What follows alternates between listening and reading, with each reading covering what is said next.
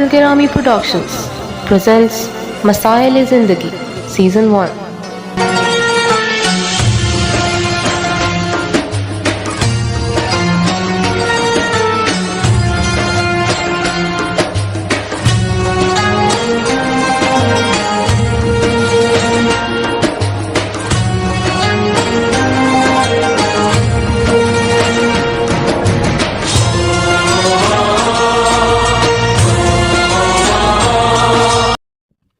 السلام علیکم ناظرین حضرات، آپ تمام کا خیر و مقدم ہے ہمارے اور ایک نئے ایپیسوڈ میں، اور آپ تمام کے درمیان ہمارے آج خصوصی مہمان مولانا سید افسر حسین صاحب قبلہ ہے، اور ہم ہمارے قبلہ کا استقبال کرتے ہیں۔ السلام علیکم قبلہ ورحمۃ۔ وعلیکم السلام ورحمۃ اللہ۔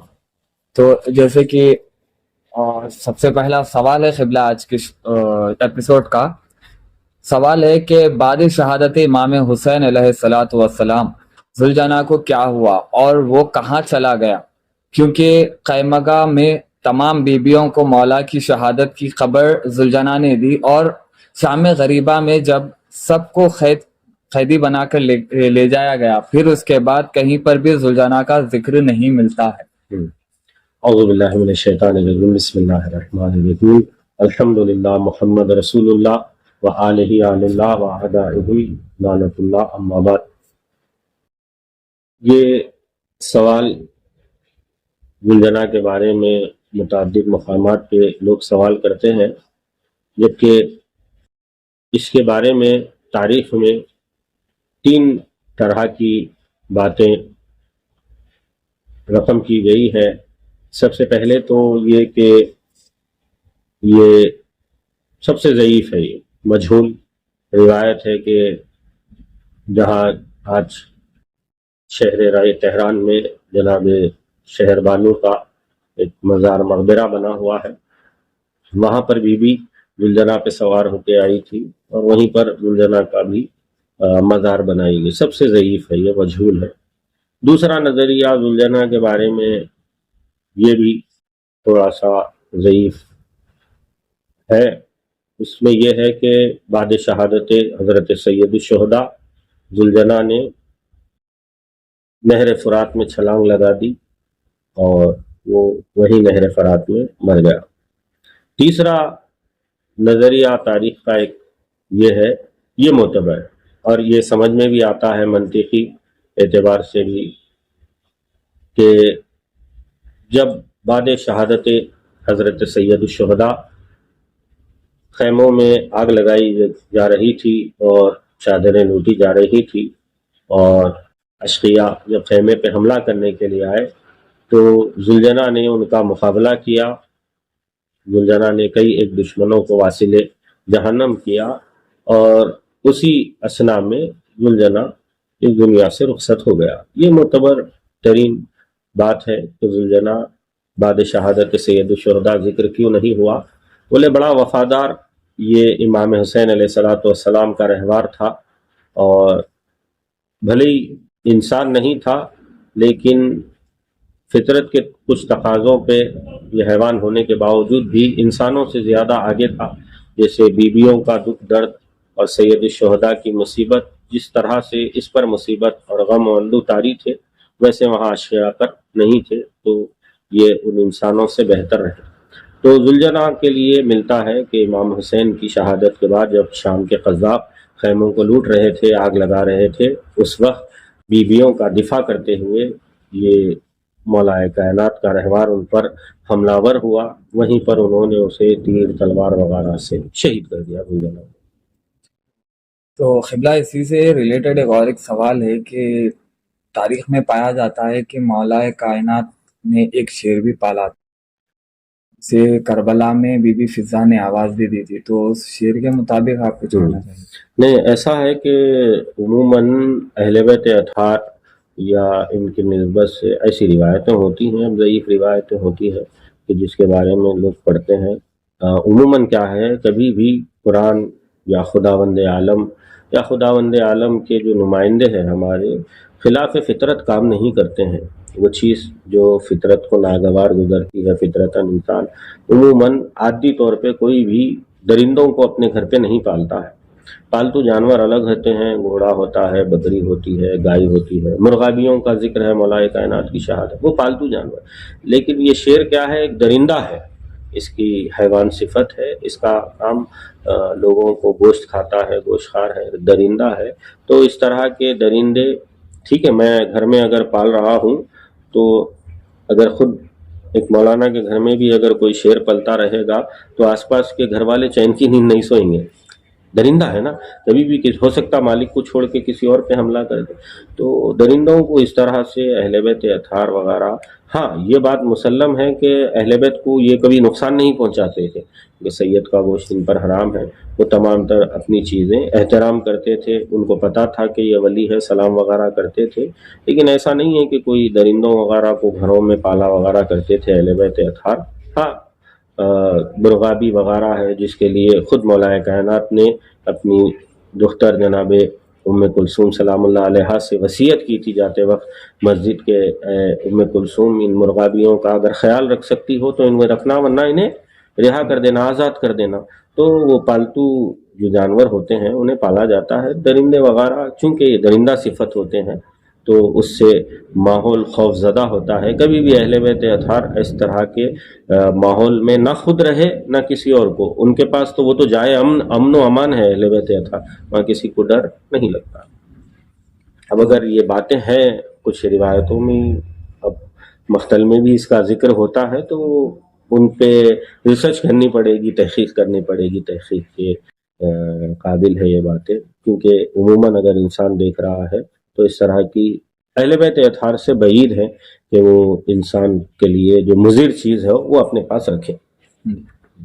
تو دوسرا سوال ہے قبلہ کہ ہم دوسرے مذہب والوں کو کس طرح ثابت کریں کہ ہمارا امام آج بھی زندہ ہے اور پردہ غیب میں موجود ہے؟ جی اب اس میں کئی سوال بن جائیں گے. اب وہ دوسرے مذہب سے مراد آپ کی مذاہب اسلامی ہے یا بالکل ہی جو اسلام کو نہیں مانتے ہیں ان کو ثابت کرنا ہے؟ دونوں میں فرق ہوتا ہے.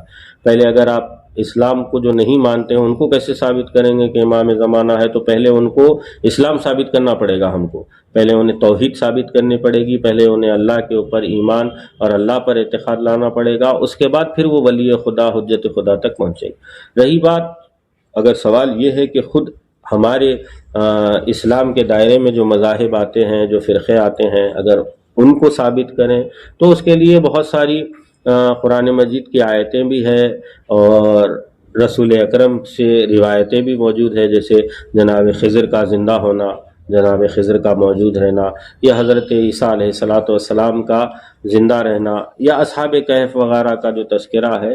تو طول عمر پانے کے لیے بھی جناب خضر کی عمر ہے، یا جناب عیسیٰ کے لیے بول سکتے کہ بھائی اتنا کیسے جی سکتے ہو، جب جناب عیسیٰ ان سے پہلے سے موجود ہیں یہاں، تو ان کے لیے تو کوئی یہ اپنے مذاہب اور دیگر اپنے مذاہب کے لیے ہر جتنے بھی دنیا میں فرقے ہیں، چاہے وہ اسلامی ہوں یا غیر اسلامی ہوں، ہر فرقہ، ہر مذہب والا، ہر ایک کے پاس ایک منجی کے انتظار میں وہ لوگ ہیں. سب کہتے ہیں کہ کوئی آئے گا. عیسائیوں کے پاس اگر آپ دیکھیں تو وہ حضرت عیسیٰ کے منتظر ہیں کہ حضرت عیسیٰ آئیں گے اور ہمیں تمام لوگوں کو امنیت زمانے میں قائم کریں گے.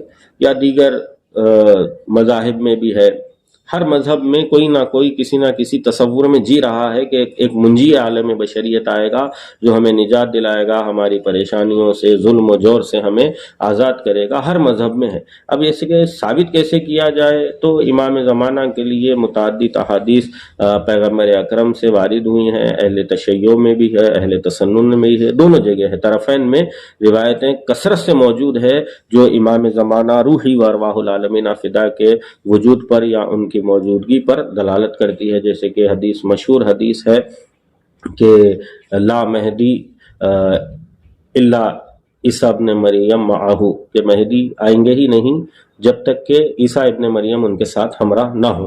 اور امام جناب عیسیٰ کے لیے روایتوں میں آیا ہے کہ امام مہدی کے لشکر کے یہ سپہ سالار رہیں گے اور یہی دجال کو قتل بھی یہی کریں گے. یعنی دجال کا جو خاتمہ ہوگا، دجال کو جو قتل کریں گے وہ حضرت عیسیٰ کریں گے، امام مہدی کے لشکر کے سربراہی کرتے ہوئے، لشکر کے سالار اور سپاہی بن کے. یہ امام ज़माना के पीछे नमाज पढ़ने के लिए भी इनके वारिद हुआ है कि वो इमाम के पीछे नमाज पढ़ेंगे, आगे नहीं जाएंगे। ये हमारे पास है, हमारे लिए साबित करने के लिए बड़ा। दीगर मज़ाहिब को भी साबित अगर मुस्लामी करना है तो फिर उसके लिए कुरान मजीद की आयतें भी मौजूद है, जनाब खिज़र का वाक़या है या दीगर आयतें मौजूद हैं, और पैगम्बर अकरम की हदीस हमारे पास, उनके पास, दोनों के पास है। जैसे कि एक मशहूर आलिम दीन नजफ़ अशरफ के, अच्छा वाक़या, अब इसी से एक रिलेटेड है बात तो जहन में आ गया मेरे। वो बीमार हुए तो अच्छे मकबूल थे, ऐसे अफराद होते हैं कि जो किसी एक मज़हब के मानने वाले होते हैं, पायबंद होते हैं, लेकिन दीगर मज़हब वाले भी उनका एहतराम करते हैं। जब अगर वो इंसान हकीकत में अपने मज़हब के बताए हुए उसूल पर चलता है तो दीगर मज़ाहिब के लोग भी उसका एहतराम करते हैं, ताज़ीम करते हैं। यही सीरत अहले बैत भी है, और अहले बैत को भी हम देख लें, उनको मानने वाले भी उनका एहतराम करते हैं, जो नहीं मानते हैं वो भी करते हैं, क्योंकि किरदार। तो ऐसे आलिम दीन थे, वो बीमार हुए, मरीज़ हुए, तो कुछ अहले तसन्नुन हजरात भी उनके घर उनकी इयादत के लिए पहुँचे। कहा कि हज़रत कैसे हाल है? तो बोले करे हाल बहुत बुरे हैं, अब तो ख्वाहिश ये है कि इमाम महदी का ज़हूर हो जाए तो नजात पा जाए। अरे अब छोड़ो उनकी बात, क्या करें, उनका ज़हूर अब पता नहीं कब होगा, क्या होगा, अल्हम्दुलिल्लाह किसी को महदी बना ही लेते हैं हम लोग। तो अहले सुन्नत के उलमा ने कहा कि कैसे बना लेंगे महदी हम लोग किसी को भी? तो दिन जा रहे हैं, आखिरी वक्त था उनका, यानी हिदायत का तरीक़ा देखें अब उनके। तो बोले नहीं, कैसे, क्यों नहीं बना सकते? बोले अरे नहीं, ये शराइत बताए हैं पैगंबर अकरम ने, उनका होलिया बताया है, उनके असहाब के जो है सो बताया है किस तरह रहेंगे, अलामत बताई है क्या क्या अलामतें पाई जाएंगी। तो उन्होंने कहा नहीं चलो कोई बात नहीं, अलामतों को क्या करना है, हम खुद बना लेते हैं किसी को भी, और उसी को कायद और अपना रहबर खलीफा बना के कुछ ना कुछ अच्छा अपना कर लेंगे। तो इन्होंने काफ़ी कहा कि नहीं, अरे रिवायतों में ऐसे आया है, वैसे आया है, रिवायतों में ये शराइत उनके अंदर पाई जाने वाली है। तो फिर उन्होंने कहा कि जब हमें इस बात का इख्तियार नहीं है कि हम उनके 12वें जानशीन का इंतखाब खुद से कर लें, तो फिर पहले का कैसे कर लिया फिर हमने? यानी पहले के लिए नहीं सोचा था कि पैगंबर ने किसके लिए क्या शराहत बयान की है, किसको बनाया है, किसको अपना जाए। बोले जब 12वें को बनाने का, 12वें को हमारे पास लाने का इख्तियार हमारे पास नहीं है, तो फिर पहले का कैसा था जो बिला फसल पैगंबर अकरम के बाद उनका जानशीन। तो बहरहाल इमाम ज़माना के लिए ये जो है कि कैसे दीगर मज़ाहिब को साबित करेंगे, तो पहले सवाल में वही, पहले अगर गैर मज़हब वाले हैं जो गैर इस्लामी अफराद हैं, तो पहले उनको तौहीद साबित करना पड़ेगा हमको। जब तौहीद परवरदिगार को साबित करेंगे, अल्लाह पर उनका ईमान और एतक़ाद आएगा, तभी वो हुज्जत खुदा को समझ सकेंगे। फिर ये इस बात, हाँ हमारे मज़ाहिब के लिए है तो बोले अहादीस मौजूद हैं, कुरान की आयतें मौजूद हैं, कुरान की तफासिर मौजूद हैं, उसके ज़रिए से उनको बताया जा सकता है कि किस तरह से इमाम ज़माना मौजूद हैं और कौन इमाम ज़माना है, पैगम्बर अकरम ने किसके बारे में हदीस बयान की है, किसकी नस्ल से वो होंगे। यानी इमाम हुसैन के 90 पुश्त में, 90 नस्ल में 90 बेटे इमाम ज़माना इस दुनिया में मौजूद हैं। अब अगर गुफ्तगुएं उनकी उम्र पे होगी, उनकी ज़िंदगी पे होगी, तो बहुत सारे शवायद कुरान के मौजूद है, जैसे असहाब कहफ है। तुलानी उम्र होना कोई ऐसी वो बात नहीं है कि एकदम नई जदीद चीज़ है, इससे पहले कभी नवाइनों कैसे हो सकते हैं। तो इनसे पहले जनाब ईसा हैं, असहाब कहफ वगैरह है, या जनाब खिज़र है जो कि नबी भी नहीं है। ज़ाहिरी एतबार से हमारे पास नबी का मफ़हूम, यानी नबी उसको कहा जाता है जो किसी कौम का होता है, यानी कौम की हिदायत करता है। चूँकि जनाब खिज़र की कोई कौम नहीं मिलती है तो उन्हें नबूवत का, वो खुद एक अपनी जगह एक बहस है कि आया नबी थे नहीं थे, कब्द साले कहा गया है, लेकिन नबी के लिए एक उम्मत का होना ज़रूरी है। हर नबी एक उम्मत के लिए हो। जनाब खिज़र की उम्मत कहाँ है? नहीं। तो जनाब खिज़र जब मौजूद हैं, या जनाब ईसा मौजूद हैं, या असहाब कहफ मौजूद हैं, तो फिर इमाम ज़माना का भी वजूद हमारे पास साबित करने के लिए तमाम तर शवाहिद हैं। फिर वो भी जिंदा है, आखिरी हुज्जत है।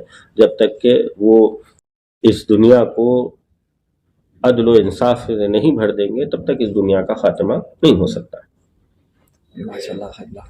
तो अगला सवाल है एक यूज़र का, कि उनका सवाल ये पूछते हैं कि क़िबला रुख पैर कर कर सोना कैसा? क़िबला रुख पैर करके सोना मुस्तहब है। पहले तो लोग ये वाज़ेह हो जाए कि इस्लाम के आदाब नौम में یعنی سونے کے آداب میں یہ ہے کہ جب سویا جائے تو اپنے پیر قبلہ کے رخ کر کے سویا جائے، تاکہ جب نیند سے بیدار ہو تو سب سے پہلا چہرہ ہمارا قبلہ کی سمت ہو، سب سے پہلی جو زیارت ہو، جو نگاہیں ہماری پڑے وہ قبلہ کی سمت ہماری نگاہیں پڑے۔ اب لوگ کہتے ہیں بعنوان احترام، احترام الگ چیز ہے، یعنی آداب الگ چیز ہے۔ کھانے پینے کے کچھ آداب ہوتے ہیں، کھانے کا احترام الگ ہے، اس کے آداب الگ ہے۔ سونے کا احترام الگ ہے، سونے کے آداب، یہ آداب نوم میں سے ہیں سونے کے، کہ انسان قبلہ رخ پیر رکھ کے اپنے سویا جائے۔ یا کچھ کام اچھے کرتا ہے تب بھی اسے ہر کام کے لیے کہا گیا کہ قبلہ رخ ہو کے کرے، قرآن پڑھ لیں، بہتر یہ مستحب ہے، واجب نہیں ہے، مستحب ہے قبلہ، لیکن نماز کے لیے واجب ہے کہ وہ قبلہ رخ ہو کے نماز پڑھے۔ تو اسی طرح سونے کے لیے بھی مستحب یہ ہے کہ قبلہ رخ پیر کر کے انسان سویا جائے، تاکہ جب نیند سے بیدار ہو تو سب سے پہلا اس کی نظر جو پڑے قبلہ کی سمت پڑے۔ یہ فلسفہ ہے۔ اور یہاں پر آخری سوال ہے قبلہ کہ کیا مٹی فائنینس کے پیسوں سے مجلس کروا جا سکتی ہے یا نہیں، اور مٹی لینا یا دینا اسلام میں کس طرح سے؟ یہ ربا سب سے پہلے تو مطلقاً حرام ہے ہمارے پاس۔ قرآن مجید کی آیت ہے، احل اللہ بیع وحرم الربا، اللہ نے تم پر کاروبار کو حلال کیا ہے اور ربا، اس فائننس کو حرام کیا ہے۔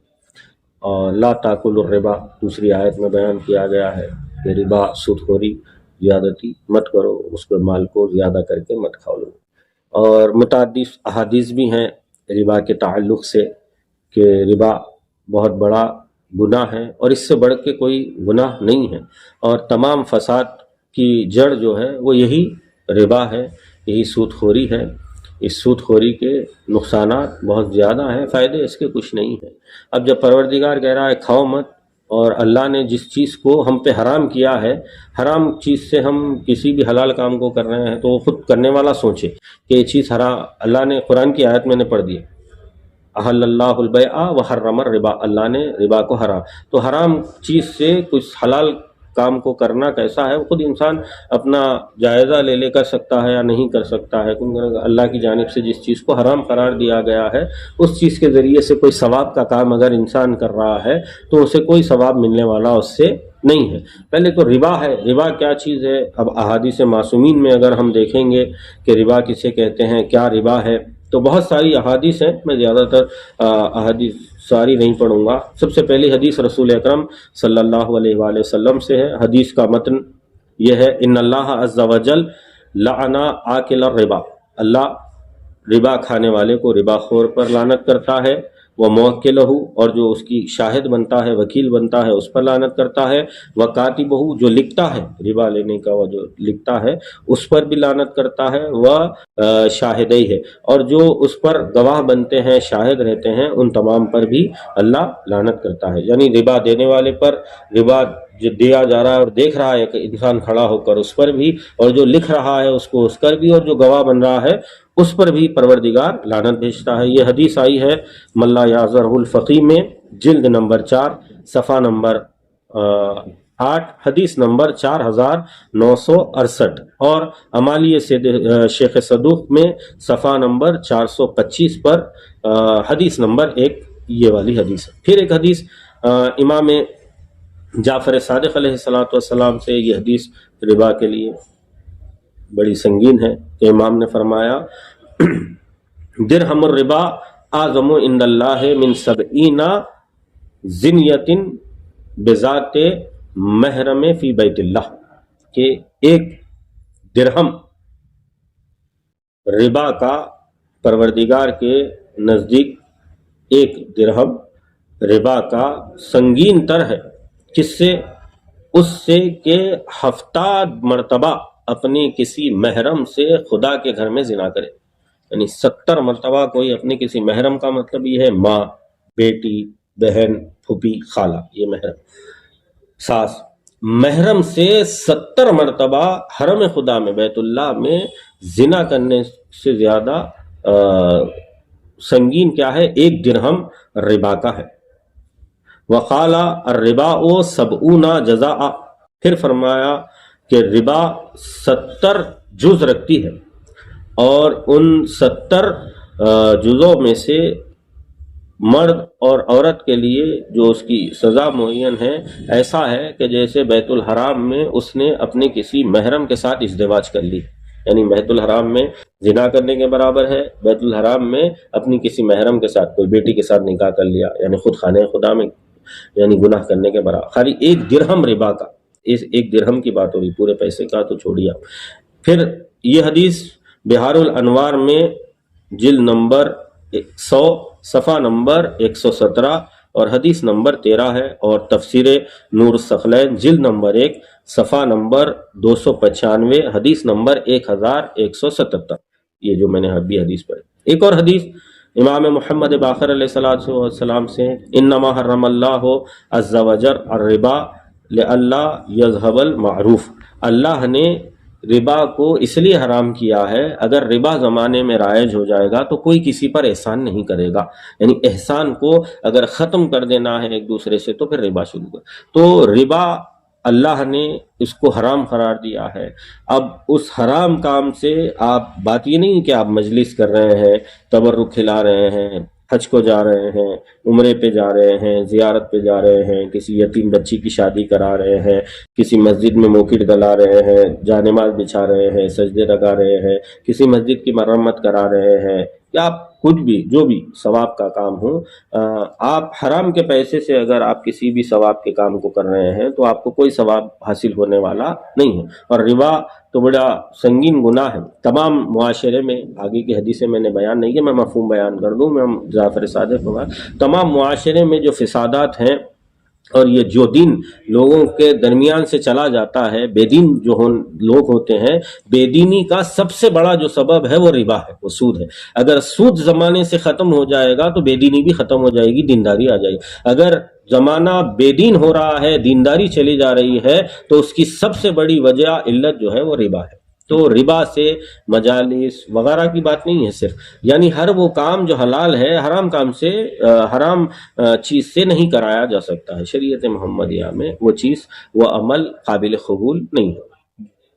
قبلہ یہ اور ایک کسی سے ریلیٹڈ سوال ہے، آخری سوال، کہ مٹی جو دیتا ہے، جو فائننس چلاتا ہے، اس کے گھر کے اگر گھر میں کوئی جھاڑ ہے اور اس جھاڑ کا سایہ زمین پہ پڑ رہا ہے اور اس سائے کے نیچے بیٹھ کر کچھ غذا کھائی جائے تو کیا وہ غلاظت کھانے کے برابر ہے؟ ہاں، ایسی حدیث میں وارد ہوا ہے کہ اگر کوئی کسی سود خور کے گھر یا دیوار یا جدار کے سائے تلے بھی اگر کچھ حلال کی بھی رزق کھاتا ہے تو اس کا وہ حلال کھانا بھی حرام خوری کی طرح ہے، یعنی حرام کا کچھ غذائیں حرام رہتی نہیں، حرام کا لقمہ کھانے کی طرح ہے. کہ اگر کوئی ربا کھانے والے سود خور کی دیوار کے نیچے آیا، اور سود خور کے لیے یہ ملتا ہے، مولا کائنات کی حدیث میں ہے کہ جو سود خور ہوتا ہے وہ اس کا ٹھکانہ سوائے جہنم کے اور کچھ نہیں ہوتا ہے. اور دنیا میں بھی دھیرے دھیرے اس کی دولت ختم ہو جاتی ہے، لیکن اس کو پتہ بھی نہیں چلتا ہے کہ اس دولت کے بدلے اس نے جہنم کو خرید رکھا ہے، بار بار جہنم کو خرید. اور ربا کا کھانا کرنا، میں نے کہا مختصر میں نے حدیث کا وہ مفہوم بیان کر دیا کہ جو ربا کھاتا ہے، کھلاتا ہے، گواہ بنتا ہے، وہ اس پر اللہ لعنت کرتا ہے. اب بھلا آپ جس پہ اللہ لعنت کرے، نہ اس کے مال میں برکت ہے، نہ اس کی عمر میں برکت ہے، نہ اس کے عمل میں. اب کسی پہ اللہ لعنت بھیج رہا ہے، انہیں لاکھ نمازیں پڑھتے رہے، کسی پہ اللہ لعنت بھیج رہا ہے، سارا سال روزہ رہتا رہے، کوئی فائدہ نہیں ہے اس کا. کیوں؟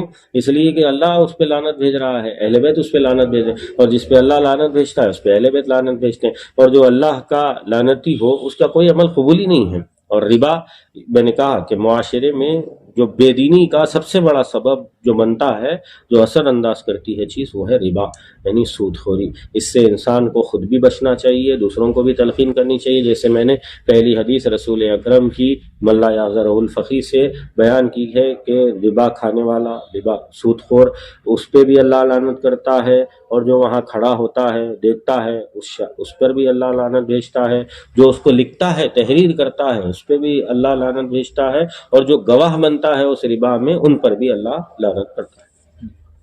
تو اسی کے ساتھ ناظرین حضرات، ہم آپ تمام سے رخصت لینا چاہیں گے، اور آپ تمام کے جو بھی سوالات ہیں آپ ہمارے اسکرین پر دیے ہوئے آئی ڈیز اور فون نمبرز پر آپ اپنے سوالات بھیج سکتے ہیں. تب تک کے لیے وعلیکم السلام ورحمۃ اللہ وبرکاتہ.